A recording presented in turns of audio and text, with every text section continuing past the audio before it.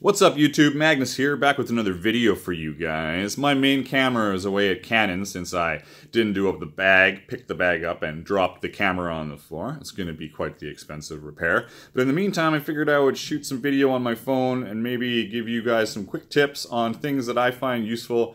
That there might be a lot of people on here that are rolling their eyes at me right now about how obvious these tips are, but not everybody knows everything, so it's easy just to get them out there and maybe it'll help one person out, which is all that I care about.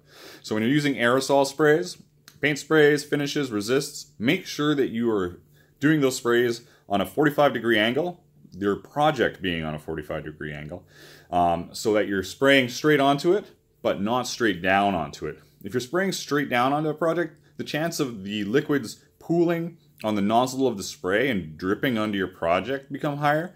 And once they drip on there, it's quite the pain in the ass. It's not something you want to have happen, so just do a nice even coat on a 3/4 angle, or just slightly propped up. It doesn't have to be exactly 45 degrees or 3/4 or whatever you want to call it.